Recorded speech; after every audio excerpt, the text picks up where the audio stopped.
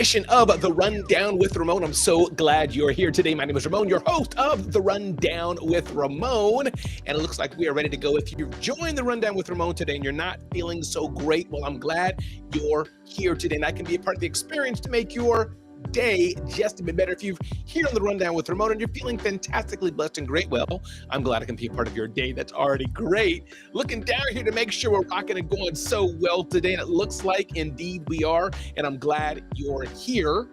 My day's been going great so far. You don't know this, but did you know this is episode number 4, version 4 today of me doing the Rundown with Ramon? The previous versions didn't come out so well. So I'm looking down at my phone to see if it's going well for you, doing it live, showing you how we roll. And guess what? Finally, the 4th time is a charm. I had to change some things around and do some things, brand new platform, but we're here on the Rundown with Ramon. Now, I didn't have to tell you that. I could have left that part of it out and just said, hey, this is the Rundown with Ramon. But the reason I wanted you to know that today is because I want you to know, even Ramon Ray, your host of the Rundown with Ramon, I don't live a perfect life. I got issues. I got things going on in my family and being a better husband, being a better father, and even technical issues. So I wanted you to know, even though you're seeing a great production here behind the scenes, things aren't always perfect. So I hope that encourages you today when you have a bad day and you're thinking about, hey, Ramon, things aren't going so well. I hope you think a little better that, hey, it could always get better. So welcome to a brand new edition to The Rundown with Ramon. And today we got a lot to cover today. If you can get a line of credit, get a line of credit. We're going to touch on that. We're going to talk about Social Security scams, how they work, and how you can shut them down. Did you know there are a few useful phrases you can use in a workplace disagreement to end it? 6 fascinating things your spending habits will reveal to you about your life. What about soft skills? What are soft skills?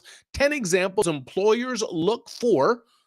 Therapist explains the 2 reasons why hobbies are the key to a happier life. Hobbies are important.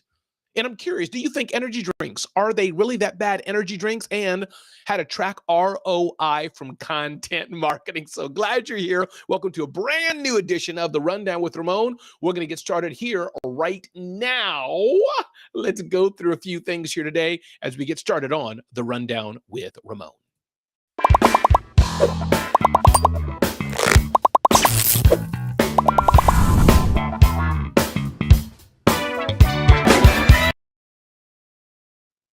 All right. Ding, ding, ding, ding, ding, ding, ding. So up first, we're going to talk about if you can get a line of credit, definitely get a line of credit. Now, you may say, Ramon, why is a line of credit so important for a business? Well, in entrepreneurship and business overall, it's not always easy. And in fact, you don't always have the money that you need in the time you need it. So a line of credit from the bank is a debt solution, but often the interest rates are much lower than a credit card, and it's revolving. Let's say you have a $50,000 line of credit. The bank gives you that bit of money. The bank gives you that line of credit. And as you need, you draw down from it, pay them interest if you go over the time when you had to pay it back. And then as you pay it back, it goes back up and you have it available for you. So a line of credit is great in a pinch. And I got this insight here from Ami Kaser of Multifunding. He says there are a few things about lines of credit that are important to understand. For example, you are not required to use it. It is a checkbook that would give you some options and flexibility should your world turn upside down unexpectedly. So he talks about the importance of having a line of credit. So my question to you today, do you have a line of credit for your business? Would one be useful for you? Again, if you just joined, this is a brand new edition of The Rundown with Ramon. Ding, ding, ding, ding, ding, ding, ding. Social Security scams work, how they work, and how you can shut them down. If you've ever been scammed before, you know that being scammed by Social Security scammer is no bueno. It doesn't feel good to have an elderly person or a young person be scammed at all, but especially with a Social Security scam. So Forbes' John Wasik talks about scams that happen. Criminals use sophisticated tactics to trick potential victims into disclosing personal and financial information. The Social Security Administration Commissioner Marin O'Malley says typically they have 3 Ps. They pretend, prize or problem, Pressure and payment are some of the P's they use. For example, scammers pretend they're from the Social Security office in phone calls, or they say there's a prize if you do this, that, or the other, or they say there's a problem with your account, so we need access to it, or they just pressure and pressure and pressure you into disclosing information that you should not be disclosing. So, some of the tips to how not to get scammed on a Social Security scam are: one, do not trust caller IDs. Just because the caller ID says police department, just because the caller ID says wherever it's coming from, doesn't mean that it is authentic, doesn't mean it's correct. So you want to be careful of that as well as you're looking at protecting yourself from Social Security scams. Make sure that you're following it closely and that you listen and don't trust the caller ID that's coming, because it may not be the right number.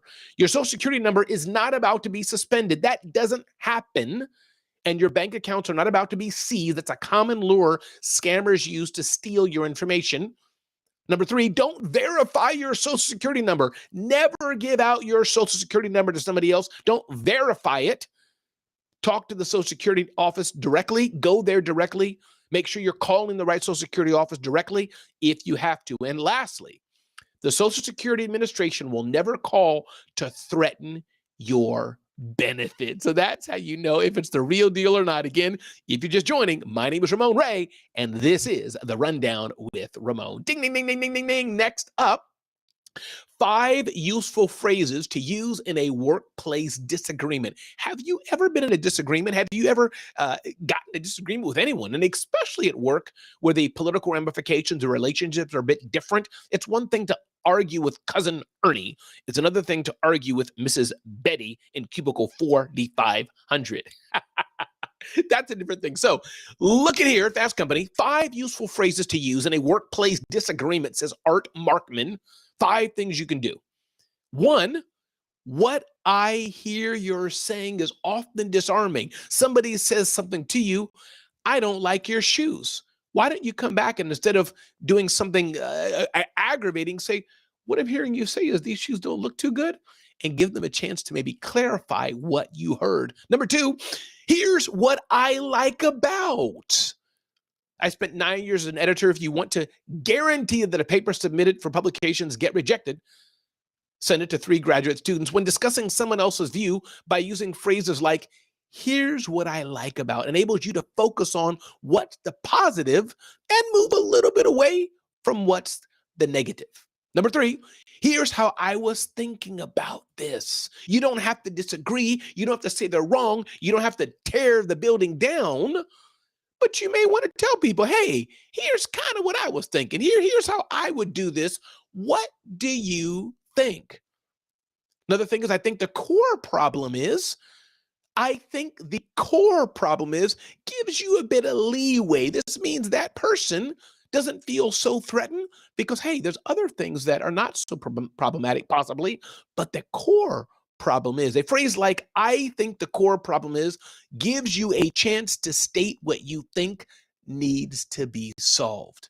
Another thing to think of, last but not least here, I appreciate this conversation, because one thing I'm seeing here in all of these things that are working that you may want to consider doing is that you're amplifying, not disagreeing, while you're still getting your point across. Again, everybody, my name is Ramon Ray.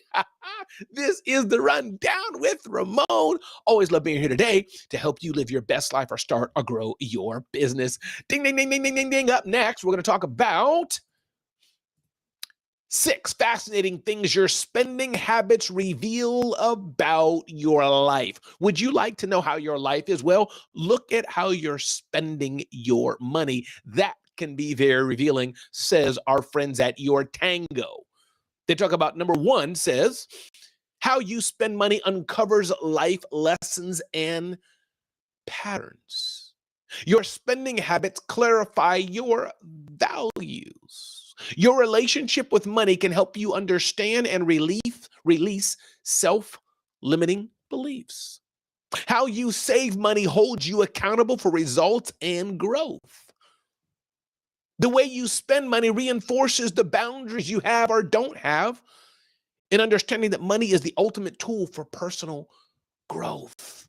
What's interesting about money is we think it's just a material thing, but money is directly tied to emotions because it's the things that we can get or not get. And the things that we get or not get maybe are tied into a bit of status or other things. So when you think about it, money is important, but money can tell a lot about who you are. Take a look at my wife. She doesn't like spending money on herself due to how she was brought up, how she was raised, things she's gone through. Maybe I like spending money on myself, or I spend money easily because of things I've gone through and how I've been raised. So money can tell you a lot about yourself, and if you let it speak to you, you'll get to know who you are in new and different ways. Again, my name is Ramon Ray. This is the Rundown with Ramon. Glad you're here today. Brand new edition, brand new episode, helping you live your best life or start or grow your business. Ding, ding, ding, ding, ding, ding. Next up, what are soft skills? And 10 examples employers look for from Ken Coleman of Ramsey Solutions. Soft skills, they are interpersonal traits that affect how you interact with your team. Soft skills really come down to how you own your job responsibilities and how you work with other people. So why are soft skills important, right, Ken Coleman? Because they show hiring managers how you engage with others and how you carry yourself as you do your work day to day. So soft skills are important. What are 10 examples that employers may look for? One, are you able to communicate effectively? Do you listen well? Articulate thoughts and presenting ideas well. Number two is time management. How do you manage your time, plan your tasks? Are you able to stay focused on priorities? What is your work ethic like? It's about how you dedicated you are to being excellent in the small things, being on time, completing tasks better than expected. What about teamwork? There's no I in team, and I'm sure you've heard that before. Teamwork is all about how you contribute to the positivity and success of a group. Do you build rapport and trust? Do you share resources? Do you take on different roles to achieve team goals? What about problem solving? Problem solving is just what it sounds like. Do you take the reins and fix what's broken or what could be improved without being asked? Do you identify the root cause of problems? Do you brainstorm solutions? Do you implement solutions for better outcomes? What about the power of adaptability? Being adaptable means your feathers don't get ruffled easily, Switching priorities quickly, no problem. Working in different environments, no problem. What about leadership? Leadership doesn't mean bossing people around. Says this article here I'm looking at, Ramsey Solutions. It means creating excellent work by bringing out the best in people. Are you able to provide guidance to others and make strong decisions? What about emotional intelligence? Simply being aware of the people around you is a key part of emotional intelligence. Just being aware of who's around you, showing empathy, inspiring motivation, giving encouragement. What about the power of creativity? You don't have to be a piano playing virtuoso to be considered creative. You could look at problems at different angles, developing a new process or designing original materials. Creativity is important. What about the power of conflict resolution? Do you do this well? We talk about this word soft skills, but soft skills are important, especially if you're looking for a job, but even if you're not, soft skills are important. This is what employers are looking for in their employees, what you're looking for in your freelancers to help you get to the next level. Ding, ding, ding, ding, ding, ding, ding. Another thing we want to touch on is, if you didn't know it, now you know it, that hobbies can be a key way to living a happier life.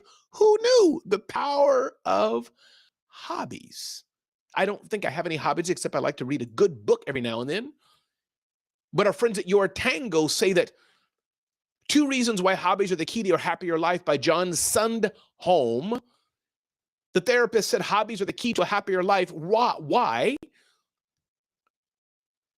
Instead of spending all their time on Netflix, getting out to brunch, getting drunk on the weekends, happy people joined a sports league. Or if they were more creative types, they made videos or wrote books. So if you want to live a happier life, spend time being creative. This is literally the way to hack your happiness by having a hobby. 1, energizing hobbies activate a sense of flow in our brains. And number 2, Energizing and engaging hobbies help us disconnect from work with something other than our romantic relationships. Hobbies are healthy. Hobbies are useful. If you don't have one, you need to get one. Welcome to the Rundown with Ramon. Ding, ding, ding, ding, ding, ding, ding. Are energy drinks bad for you? Stop. Many of you I know drink energy drinks. Many of you, I'm guessing, swear by the energy drinks that you drink. But it may not be so good for you, writes our friends at usnews.com. Typical energy drink ingredients: carbonated water, sugar, B vitamins, colorings and flavorings, and supplements. So why are energy drinks bad for you? Says usnews.com.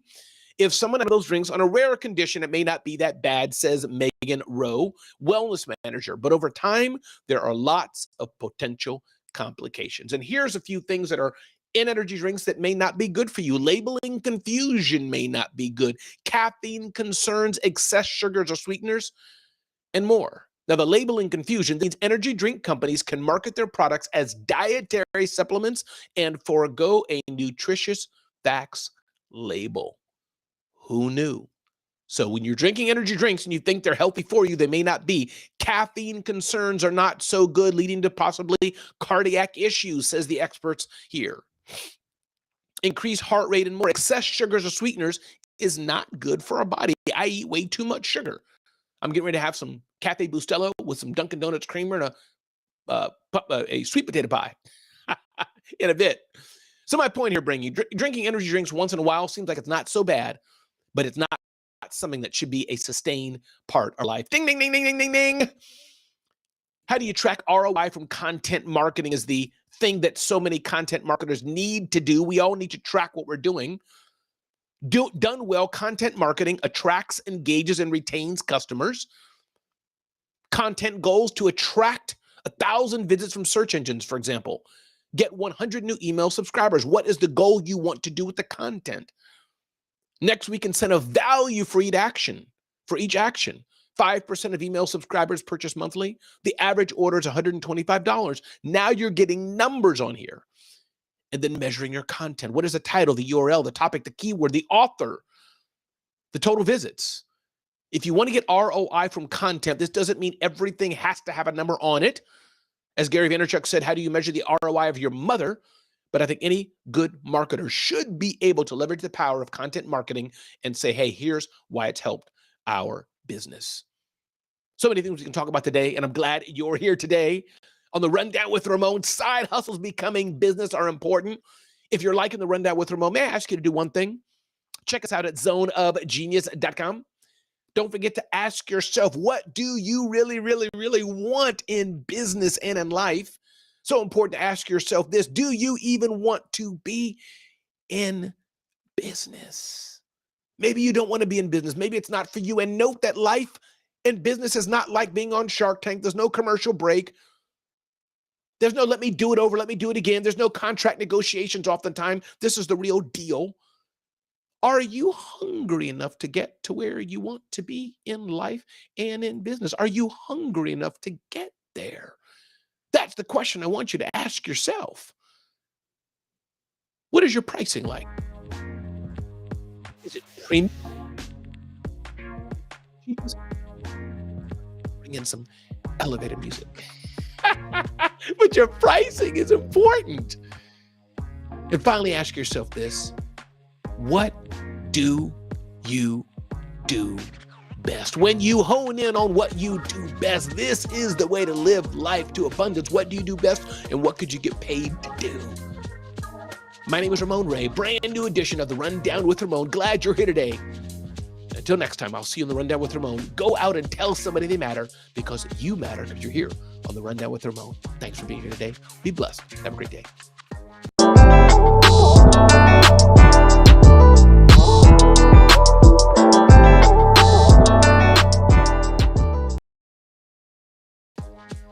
That's a wrap. That's it.